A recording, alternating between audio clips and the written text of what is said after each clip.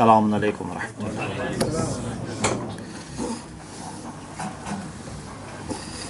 Bismillah ar-Rahman ar-Rahim. In the name of God, the Compassionate and Merciful. I am grateful to God for giving me the blessing to be here for the 5th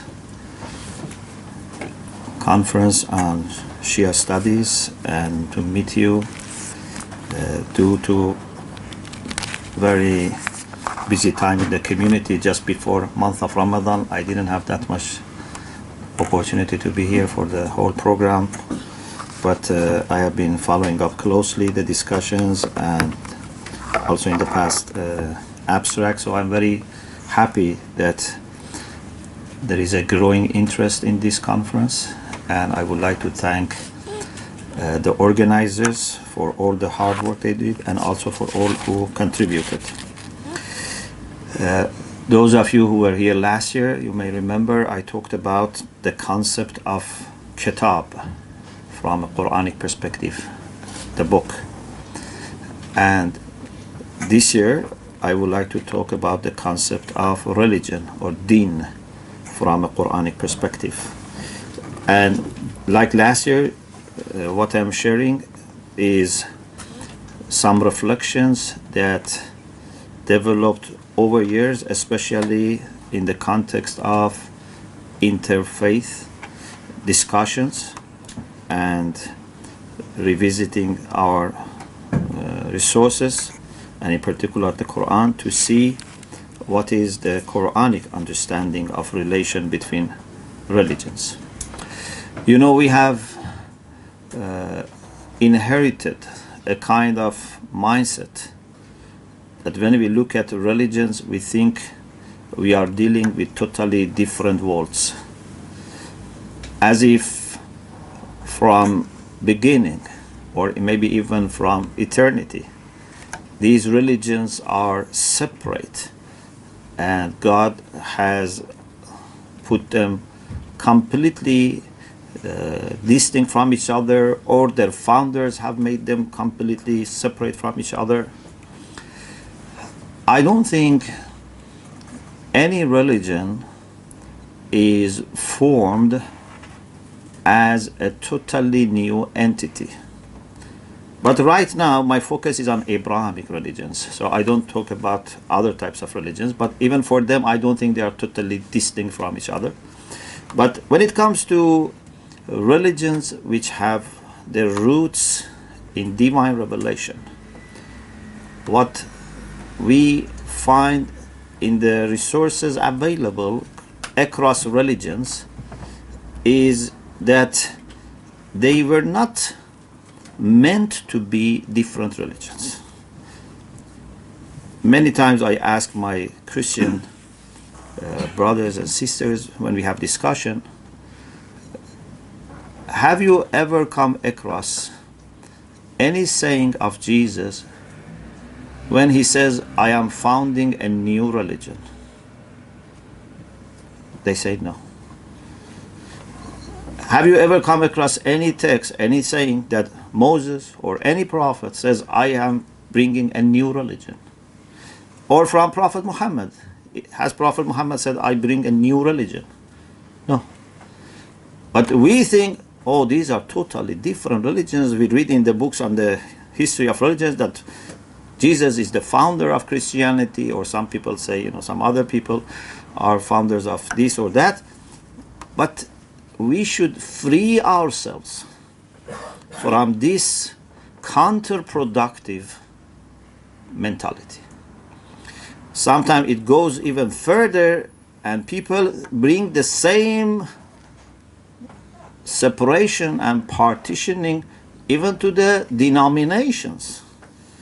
And they think as if this is totally different world. If you are Sunni or Shia, or if you are Catholic or Protestant or Orthodox, totally new thing, to the extent that sometimes even they don't recognize each other as fellow believers in the same faith.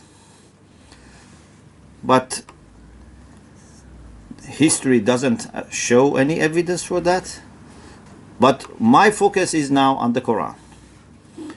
As far as the Quran is concerned, I think This is very clear, and I find it very difficult if someone has another reading of the Quran that would suggest that God has sent different religions.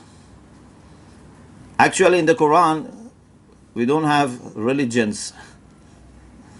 Never religion is used as a plural in the Quran. Last year, if you remember, I talked about Kitab, the book.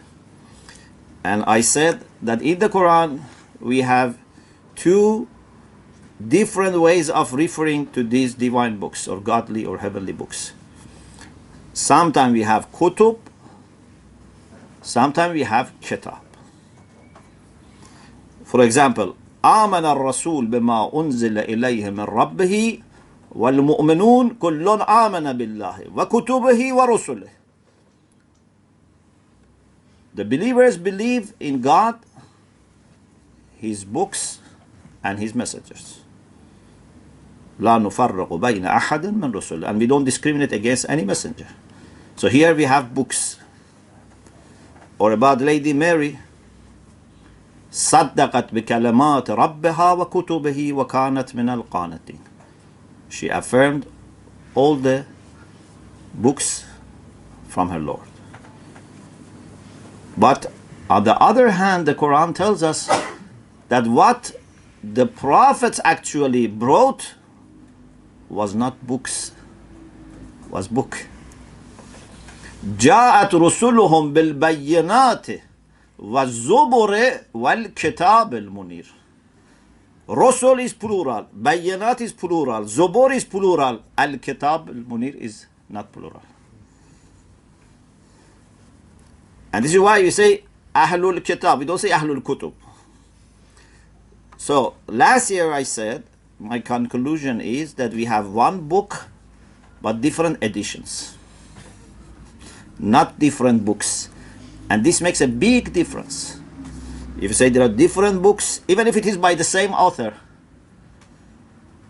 even if it's the same author, but if it's different books, it has different impact. And if you say it's the same author, the same title, different editions, it has another impact. Now, about religion. When it comes to religion, it's even more clear. Because God never talks about religions. People may say, okay, it's true that we don't have religions, but we have cases in which God talks about a contrast between two religions. So then we can, by implication, realize that there are religions. For example, in Surah Kafirun, Lakum dinukum waliyadin. So it means that there are two religions. You have your religion, I have my religion. The answer is, first of all, this doesn't mean that there are several or numerous divine religions. That is the religion of pagans.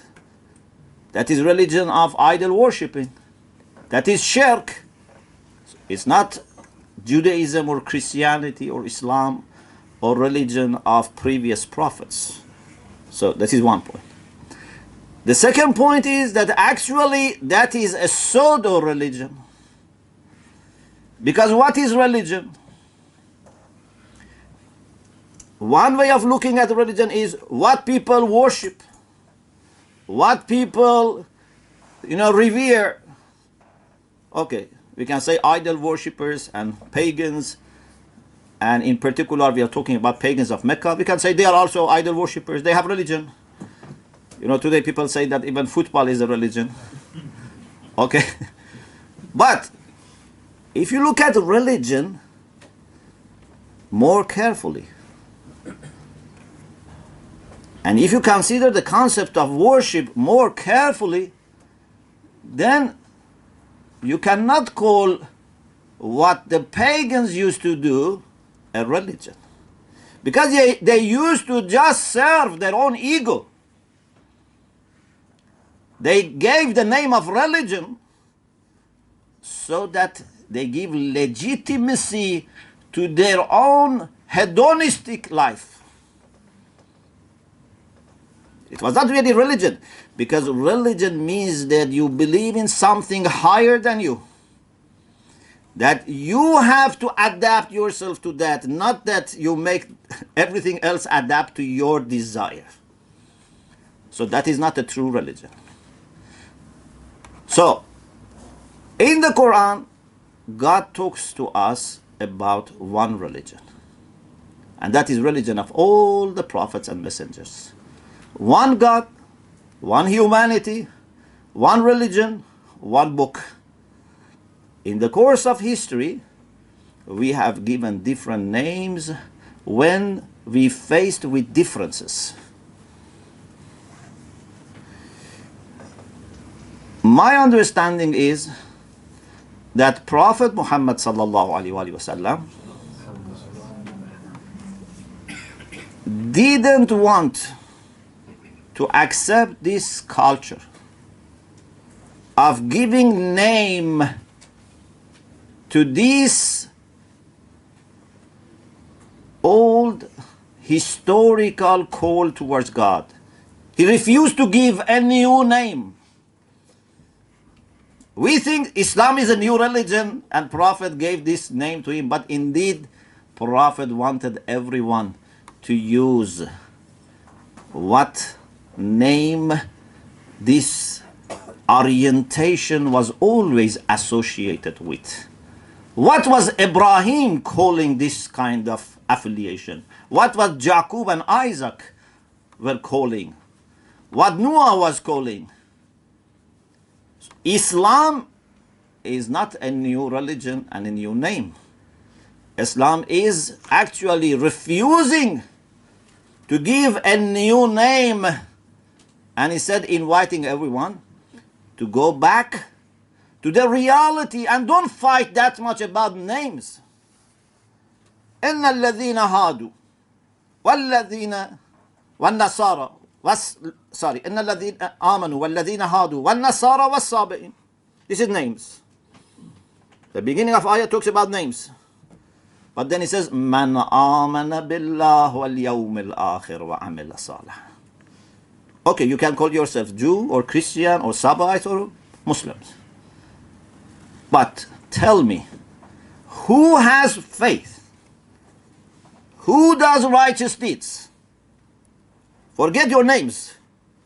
On the day of judgment, you are not going to solve the problems by introducing the name of your club.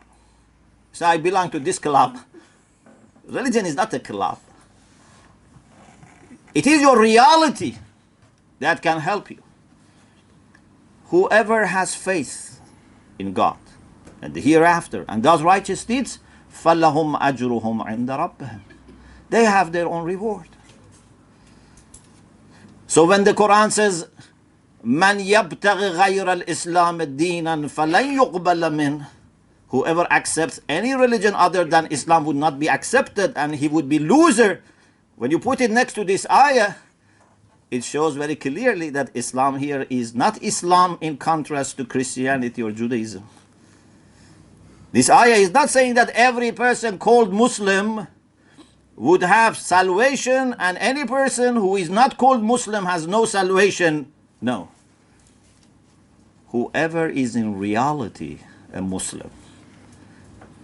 Maybe by name today we don't call him Muslim, but he is a person who surrenders himself to God. He has salvation. He can be Sunni, he can be Shia, he can be Christian, he can be Jew, he can be Sabaite.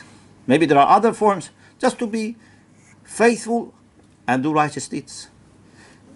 Of course, the one who is faithful is always searching for the truth, is always looking for better understanding of the will of God. I cannot say I am faithful to God, but I don't want to inquire. I don't want to listen to new words. I don't want to say if there is any better presentation of the truth. No. A faithful person is not comfortable unless he makes sure that has the best available resources in his study. So, religion is, according to the Quran, only one. And not, when I say one, I mean Islam in its narrower sense. It means the path of all the prophets, which was to call people towards God. If you call yourself a believer, you must be opening yourself to God. You must let God's light to come to your heart. أَفَمَنْ شَرَحَ اللَّهُ صَدْرَهُ لِلْإِسْلَامِ فَهُوَ عَلَى نُورٍ مِّن رَبِّهِ فَوَيْلٌ لِلْقَاسِيَةِ قُلُوبُهُم مِّن ذِكْرِ اللَّهِ. Everything is summarized in this verse. Either you open your heart and let the light of God comes, or you are a person who is stubborn or resistant against the truth, and you say, I am fine. I don't want anything more. I have already what I have. So, in the Quran, there are some other verses that I would like to also mention. And I hope this discussion would pave the way for more mutual respect, recognition, and collaboration between different denominations of religions, but also between people of faith from different traditions. One verse which is very dear to me is this verse about Prophet Abraham. And you know, Abraham is a very important figure for all Abrahamic, religions. And the more I know about this man, the more humble I become. This is a person that needs more and more scholarly work by all Muslims, Christians, and Jews. I think we have not done justice to Abraham. Abraham is very, very important figure. God says, وَمَنْ أَحْسَنُ دِينًا مِمَّنْ أَسْلَمَ وَجْهَهُ لِلَّهِ وَهُوَ مُحْسِنٌ وَاتَّبَعَ مِلَّةَ إِبْرَاهِيمَ حَنِيفًا وَاتَّخَذَ اللَّهُ إِبْرَاهِيمَ خَلِيلًا. Who is better in faith than someone who submits his face to God? So faith is submission to God. If someone is better, it's because he has submitted himself more. وَهُوَ مُحْسِنٌ. You cannot submit your face to God and do bad things. You cannot submit your face to God and even stop doing good things. You must do ihsan. I cannot understand how a person can be religious and instead of helping people to overcome problems, they can cause divisions, fights, separation, killing, exploding, and so on and so forth. Can we call this ihsan? Are you doing ihsan? To whom you are doing ihsan? Yes, you are doing ihsan to enemies of humanity. You are not doing ihsan to any human being. وَاتَّبَعَ مِلَّةَ إِبْرَاهِيمَ حَنِيفًا. He submits his face to God, does kind actions, and follows the tradition of Abraham. Look at this. The Quran says Prophet Muhammad is a follower of Abraham. Jesus was a follower of Abraham. Moses was a follower of Abraham. If Prophet Muhammad was thinking of, leave aside every other thing has been said so far, I have a new religion, you must either believe in this or you go to hell, then should not have been given this verse, which says even his honor is to follow the path of Abraham. And when it comes to Abraham, he was a follower of Noah. إِنَّ مِنْ شِيعَتِهِ لَإِبْرَاهِيمَ. It's not a matter of person. These are signposts. The only end is God. The only destination is God. Everyone else, at best, is a signpost. We fight over these signposts and forget God. So, we have to follow Abraham. And that is by submitting or surrendering ourselves to God. وَاتَّخَذَ اللَّهُ إِبْرَاهِيمَ خَلِيلًا. And God chose Abraham as his friend, which is a common theme in all Abrahamic religions.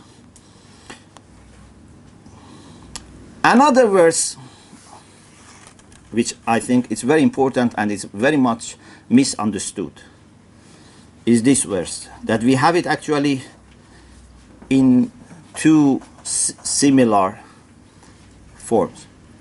هو الذي أرسل رسوله بالهدى ودين الحق ليظهره على الدين كله ولو كره المشركون.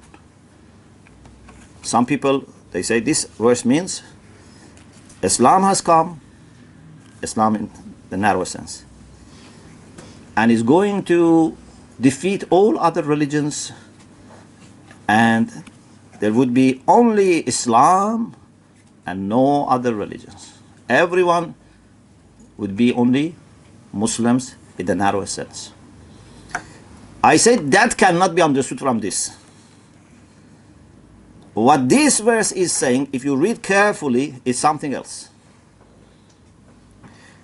He is the one who sent his messenger with guidance and religion of the truth, not the true religion. Big difference. Religion of the truth. Submit yourself to the truth. What is opposite to Dinul Haq? Dinul Batil. Religion of falsehood. Lakum dinukum waliyad-din. We have either to submit ourselves to the truth, or we go after falsehood. What is going to be achieved, I'm talking about this verse, is that religion of the truth would prevail. And therefore it says, وَلَوْ كَرَهَ الْمُشْرِكُونَ, doesn't say وَلَوْ كَرَهَ النَّصَارَى وَالْيَهُودِ. Even if the pagans and polytheists are not going to be happy. Mentality at the time of revelation was not like our mentality. You know, a very interesting case is about chapter Romans. When the Romans who were Christians were defeated by Persians, Muslims felt unhappy.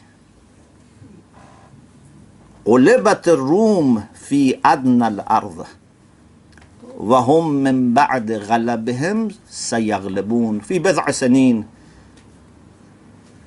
Then Allah informed them that the Romans are going to win over in few years. And that is when believers become happy. So Muslims were happy to know that Christians are going to win over. It was not this mentality that either you are with us or it doesn't make any difference what you are. It was not like this. And there are some other verses, but I would like to just end with one point. And that is about the sacredness of places of worship. This is also a dimension of this discussion. When you look at the Quran, you find not only mosques, but churches and synagogues and monasteries are taken as sacred places that should be protected. And even God is protecting them. In Surah Hajj, verse 40, لولا دفع الله الناس بعضهم ببعض لهدمت صوامع وبيع وصلوات ومساجد يذكر فيها اسم الله كثيرا. Had it not been that God uses some people to defend and keep away some other people, churches and synagogues and monasteries and mosques would have been destroyed. يذكر فيها اسم الله. These are places that God is remembered in them. They must be protected. How can a Muslim think that church is not a sacred place or synagogue is not a sacred place? Or how can a Christian think that mosque is not a sacred place? It's impossible. If you really believe in God, if you really love God, you love God to be remembered. If it cannot be remembered in the way that you like, then you should not say it has no value. Maybe they don't pray to God in my language or in my tradition, but they pray to God. This is very important. Allama Tabatabai rahmatullah alayh in Al-Mizan about this verse says something very important which relates also to our discussion. He says, إنما اختص انهدام المعابد بالذكر. After he talks about the meaning of sawami', biya', salawat. Sawami' means monasteries, biya' means places of worship for Jews and Christians, but salawat is for Jews. So twice for Jews. One common with Christians, one is specifically, and then masajid. So Allama explains the meaning, and then he says, إنما اختص انهدام المعابد بالذكر. Why God specifically talked about this? Because daf'ullah an-nas ba'dahum bi-ba'd is more general. It's not only about places of worship, but why a special emphasis has been put on the places of worship? He says, لأن هذه المعابد والمعاهد هي الشعائر والأعلام الدالة على الدين. Because these are signs, these are manifestations that indicate and call people towards religion. Al-mudhakkirati lah. These are things that remind people of God. When people go to church, they don't do business, they pray to God. When they go to synagogue, when they go to mosque, they pray to God. So this is a place of remembrance of God. Al-hafidhati li-suratihi fil-adhan. These places help us to keep an image of religion and God in our mind. These are sacred places, and it's responsibility of all humanity, at least believers, to protect these places, to appreciate these places. If you are a lover of God and you pass by a place of worship, you should feel excited that I am passing by a place that people have been worshiping God in this place. I hope God the Almighty would help us in this generation to understand religion as He designed it and as He sent it to His prophets, and to understand that true religion cannot bring other than love, respect, peace, solidarity, collaboration. Thank you very much. Wa akhiru da'wana and alhamdulillah rabbil alamin.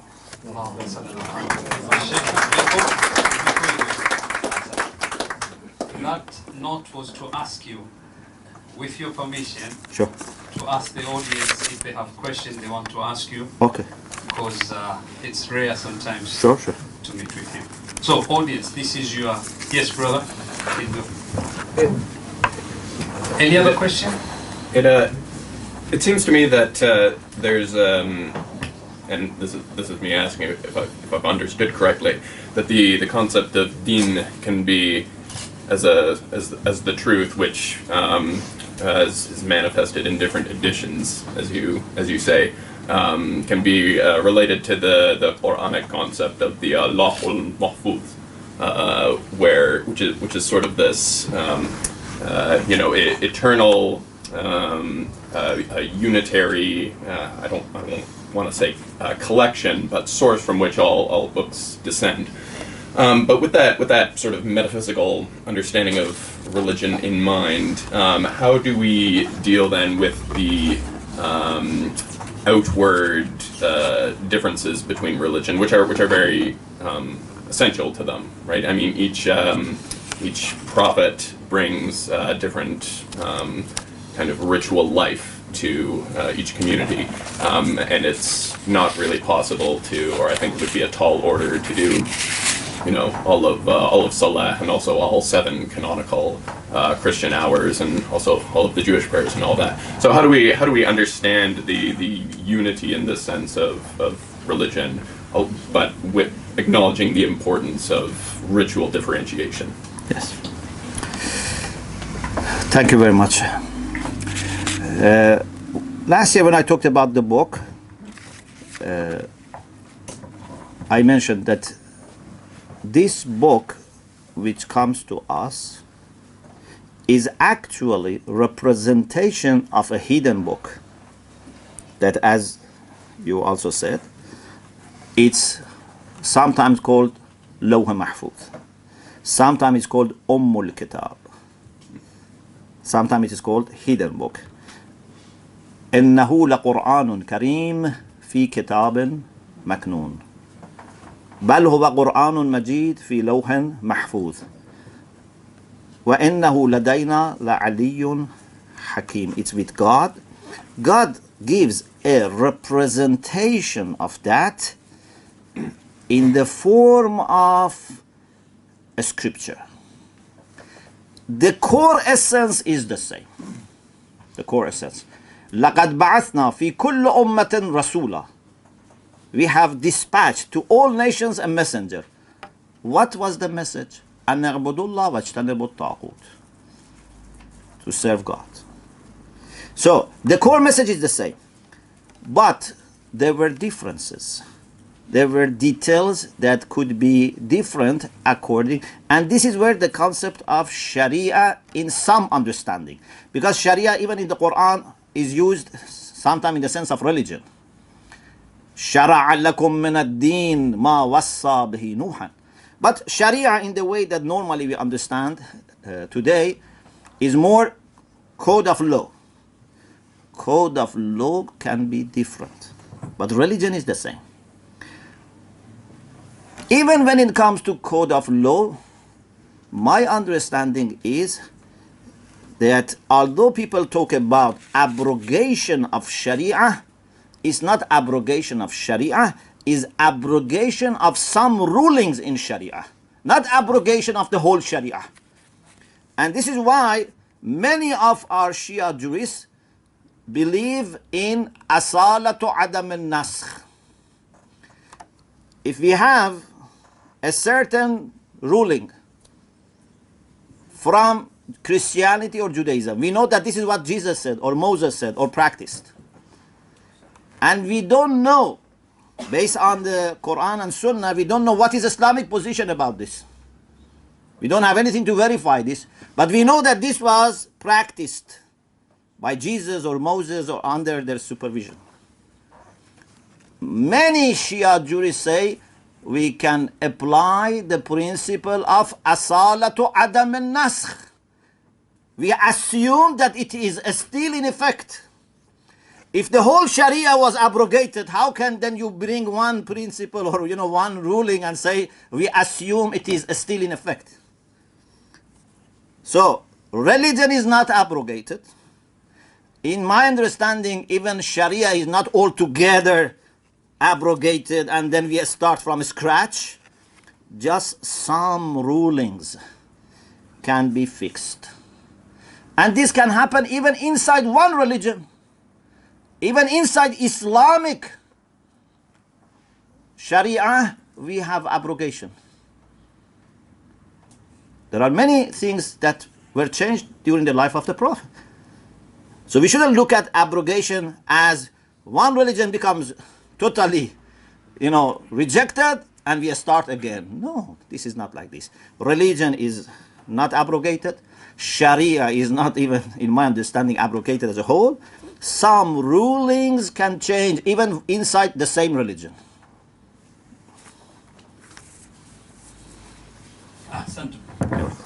Thank you very much, Sheikh.